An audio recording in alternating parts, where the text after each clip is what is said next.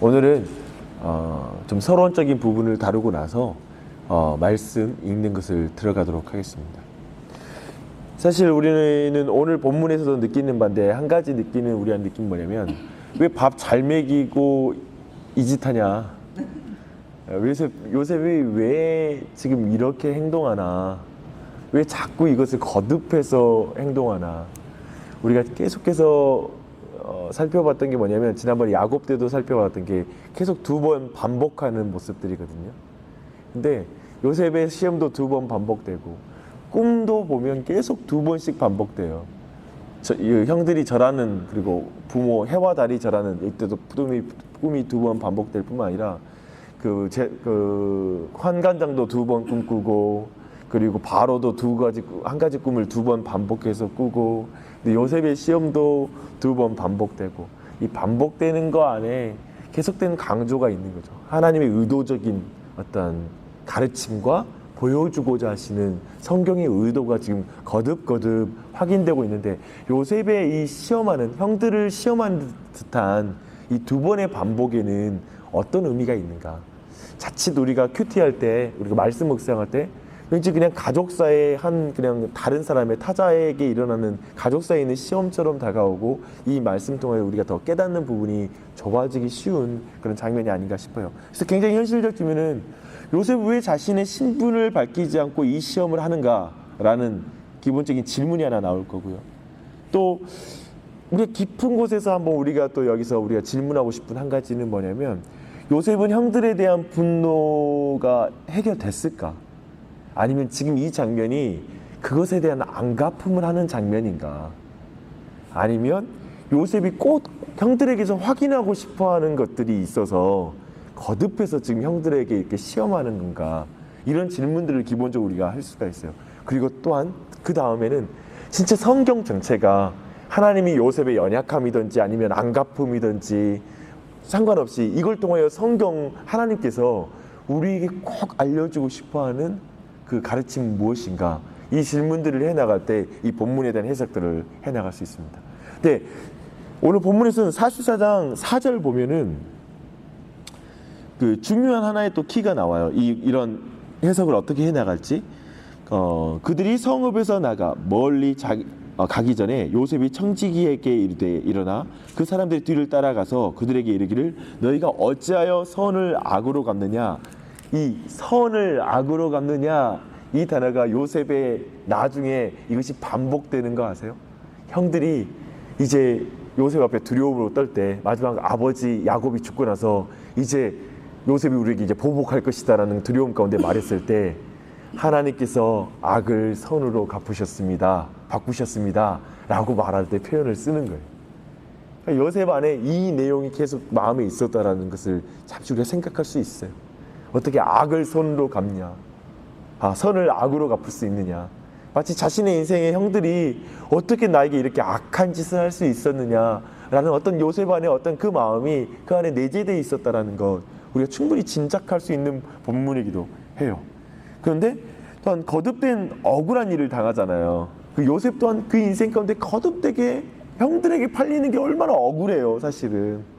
근데 그 억울한 일을 당하는데, 동일하게 요셉에게 당한 일들이, 지금 그 요셉에게 형들이 당한 일들이 얼마나 억울해요. 전혀 있지도 않은 일 때문에 계속해서 지금 정탐꾼으로 몰리고, 두 번째는 또 훔치는 자, 은잔을 훔치는 자로 이렇게 몰리잖아요. 되게 억울한 일을 거듭해서 사실 형들에게도 어떠한 징계, 그들에게도 좀 인생 가운데 큰 깨달음을 주는 사건으로서 전개되고 있는 그런 면들을 또 보아주고 있어요. 근데 더 나아가 하나님이 보여주고자 하는 것은 무엇일까? 그 측면들을 오늘 본문에 나타나요. 그래서 오늘 15절부터 34절까지 읽을 때 한번, 하나님은 그러면 이제 그 요셉과 그 형들에게 드러내고 있는, 그리고 우리에게 지금 가르치는 바는 무엇일지 한번 쭉 읽으면서 한번 그것을 관찰하며 살펴보시기 바랍니다. 14절부터 우리 3절씩 한번 읽어볼게요. 제가 먼저 읽습니다. 유다와 그의 형제들이 요셉의 집에 이르니 요셉이 아직 그곳에 있는지라 그의 앞에서 땅에 엎드리니 요셉이 그들에게 이르되, 너희가 그 아이가 나와 함께 가지 아니하면 내가 어찌 내 아버지에게로 올라갈 수 있으리이까. 두렵건대 제가 내 아버지에게 미침을 보리이다. 아멘. 오늘 이 사건의 주도적인 인물은 유다잖아요. 근데 유다가 37장 26절로 27절에서 요셉을 팔 때 주도한 인물이라고요. 요셉을 팔 때 뭐라고 말을 하냐면 그 표현이 재밌어요. 혈육인이 죽이지 말자. 혈육이면 팔지 말아야지. 살려줘야죠. 되게 어쩌면 이익을 탐하는 자, 그저 혈육이니까 죽이지 말자는 그 말 속에 어쩌면 그에 또 악랄함이 숨어있는 장면을 또 볼 수 있어요. 이 유다라는 사람이, 지금 이 일을 행하는 사람이 그랬다라는 것이죠. 또 한 가지, 그 사람은 며느리와 동침하는 자였어요. 우리가 알다시피.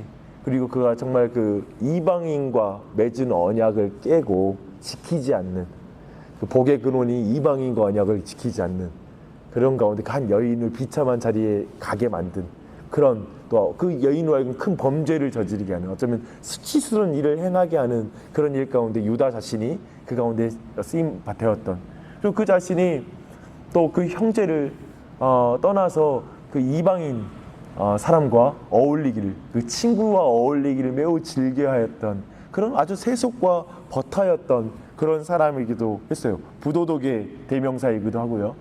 그런 측면들이 그에게 이어졌다는 걸 우리는 알고 있어요. 사실 그는 수치스러운 기억을 가지고 있는 사람이에요. 이런 아주 치명적인 문제를 가지고 있었던 사람인 거죠. 근데 이것을 한번 전체적으로 유다가 지난 세월을 어떻게 살아갔을까 한번 재구성을 해보게요. 아마도 동생을 판 것을 주도하고 나서 그 자신도 깊은 죄책감 가운데 살았을 거예요. 왜냐하면 그 뒤에 형제들 안에 큰 변화를 본 거 보면 뭐냐면 아버지가 슬퍼하는 거에 대한 깊은 죄책감이에요. 우리가 아버지를 슬프게 할 수 없다는 게 전체 형제들 안에 아주 뼛속까지 들어가 있는 걸 볼 수 있어요. 그러니까 그 인생 평생 정말 아버지가 평생 아들이 이렇게 찢겨서 그 죽었다라고 외쳤잖아요.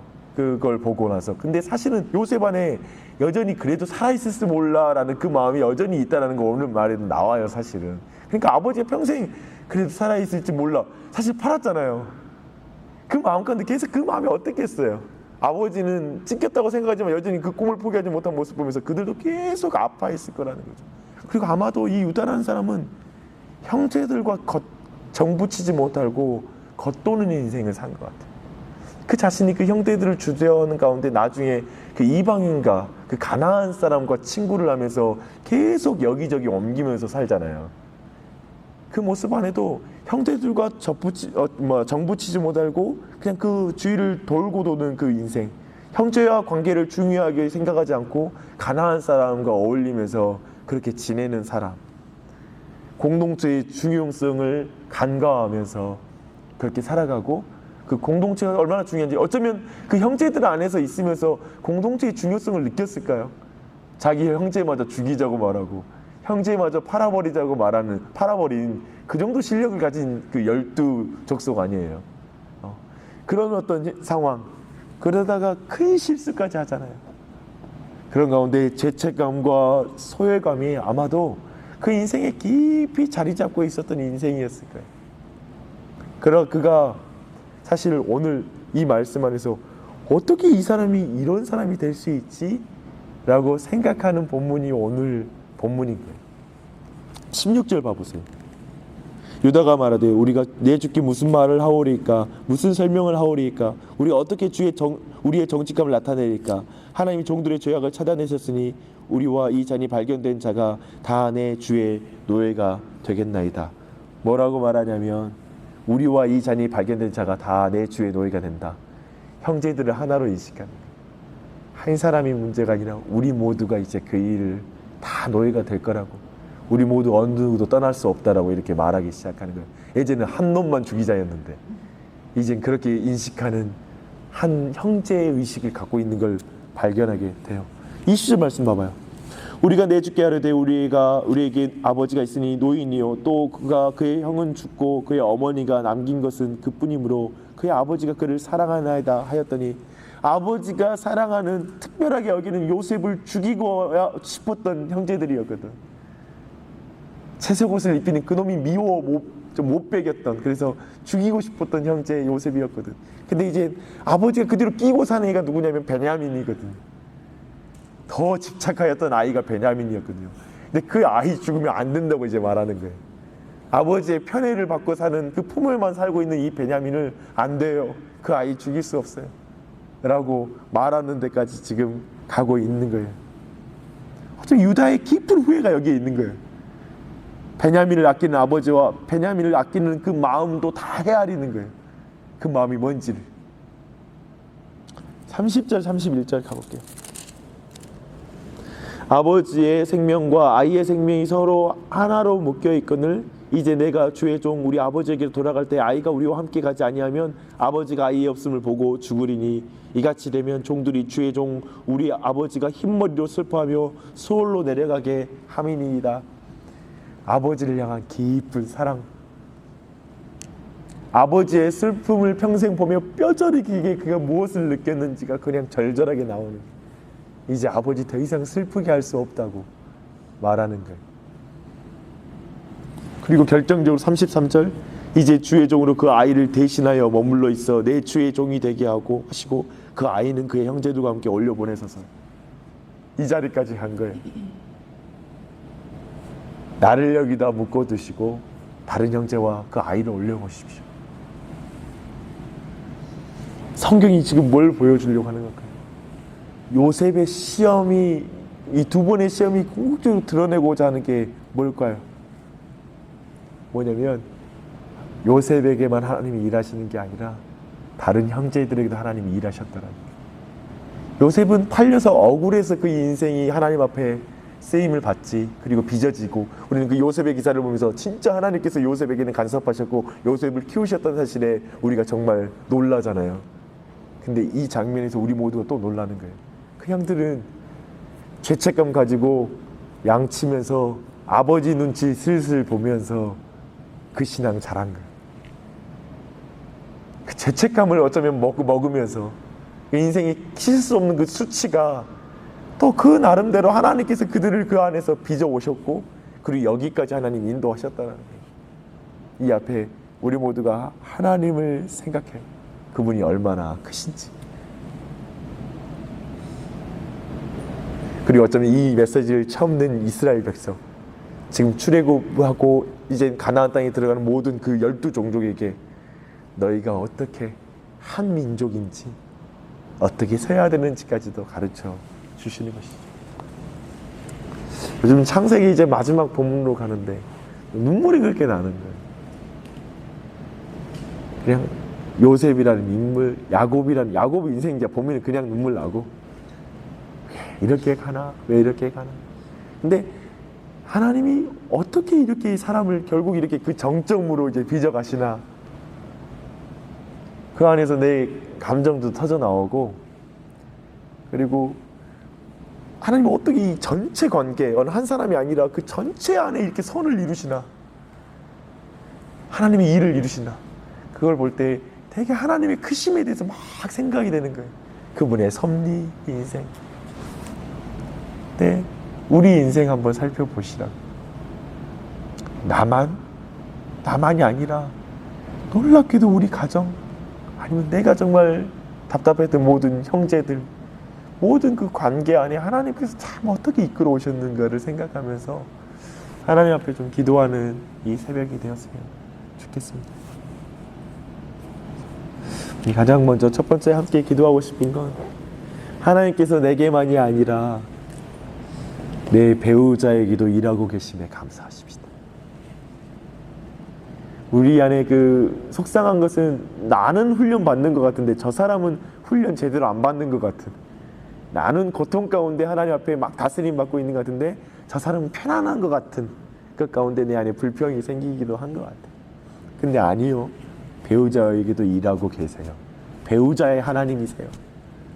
내 자녀와 여기도 동일하죠. 내 자녀의 하나님이세요. 그 아이도 빚어가고 계세요. 또한 우리 가족들, 불신 가족일 수 있고 아직 믿음이 약한 가정일 수 있어요. 근데 그들에게도 하나님이 일하고 계심을 우리가 믿으십시다. 그리고 이 시간 우리가 감사의 기도를 드리고 이제까지 여기까지 인도하신 하나님께 감사의 기도를 드리십시다. 그리고 결국 주의 뜻을 이루실 걸 믿고 믿음으로 감사의 기도를 드리십시다. 기도하겠습니다. 하나님 아버지, 예수님의 이름으로 기도합니다. 한편 형제들에게 하나님이 일하시는 것, 우리가 가족과 친척 가운데 하나님이 일하시는 것을 놓치고 우리가 그들의 성숙에 대해서 관심을 갖지 않는 모습을 좀 회개했으면 좋겠습니다. 우리가 믿지 못했던 것, 하나님이 그들의 하나님도 되신다는 걸 믿지 못하고 우리 안에 조급하고 그 가운데 불평하였던 것들을 회개하십시다. 특별히 우리가 기도하지 않는 모습에 대해서 어쩌면 지금 기도하는 걸 놓치고 있는, 여전히 하나님이 그들 가운데 일하시는 것을 믿지 못하고 우리가 기도하는 것을 놓치고 있었던 것을 기억하고 이 시간 우리가 다시금 한번 내가 믿음의 기도의 자리를 회복하고 정말 그 자리에 서서 정말 우리 그 친척과 아니면 가족 그 모든 것 안에 하나님이 일하여 달라고, 나에게 상처를 줬던 사람, 그 사람에게도 하나님이 일하고 계시고 치욕을 준 사람이 하나님이 일하실 수 있는데 그에게도 하나님이 일하여 달라는 기도를 이 시간 함께 드리십시다. 기도하겠습니다. 하나님 아버지, 예수님의 이름으로 기도합니다. 아멘. 여러분, 이 시간에는 우리 각자 가정을 위해서 기도하시게요. 사실 요셉의 두 번의 이 시험을 통하여 가족 전체가 회복되는 걸 보게 돼요. 시험이 아니라 이걸 통하여 형제들 안에 다시 한번 사랑을 회복하게 되고 그 안에 리더십들이 회복되고 지도력이 회복되는 것들을 우리가 보게 됩니다. 그래서 우리 모두가 정말 우리 가정 안에 우리 가정이 전체가 하나님의 공동체가 되도록, 아이들과 자녀와 아빠와 모두가 하나님의 어떤 말씀 가운데서 그 하나님의 공동체가 되도록 나를 통하여 내가 요셉과 같이 쓰임받을 수 있도록 간구하시게요. 그리고 우리가 하나님의 도구가 되어서 각자가 서로를 위해서 예수님의 모습으로 서는, 마치 서로 마지막 유다가 내가 대신하겠다라고 서는 그 자리까지 가는 형제의 관계, 그리고 어누이의 관계, 그리고 부모와 자녀의 관계, 부부의 관계, 그 자리까지 나아가는 일을 참되게 하나님께서 기뻐하시는 그 제사장의 가정으로 서는 그 은혜가 우리 가정 가운데 넘쳐날 수 있게 해달라고 함께 기도하시겠습니다. 하나님 아버지, 예수님의 이름으로 기도합니다. 아멘. 우리 더욱더 기도하십시다. 교회를 위한 기도를 한번 드렸으면 좋겠습니다. 참 교회 안에는 참 믿음의 크기도 다르고 배경도 생각도 교육 수준도 생활 환경도 다 다른 사람들이 모였습니다. 하지만 우리 모두에게 하나님이 일하고 계심을 믿으십시다. 이 교회가 하나님이 택한 사람들로서 온전한 하나됨을 이루는 가족 공동체가 되도록, 정말 유다와 같은, 그리고 그를 통하여서 온 형제들이 하나가 되어지는 이 전체가 있듯이 이 교회가 그렇게 온전한 하나를 이루어서 넉넉한 사랑과 섬김, 희생과 나눔, 그 십자가를 지는 태도를 취하는 교회가 될 수 있도록, 또 세상이 그것을 보고 하나님을 알고 주님을 더 알고 싶어서 나아오는 그 복음 전도적인 교회로서 설 수 있게 해달라고 이 시간 우리 교회를 위하여 우리의 기도 가운데 응답하실 걸 믿음으로 함께 기도하십시다. 기도하겠습니다. 하나님 아버지, 이 시간 우리가 교회를 위해서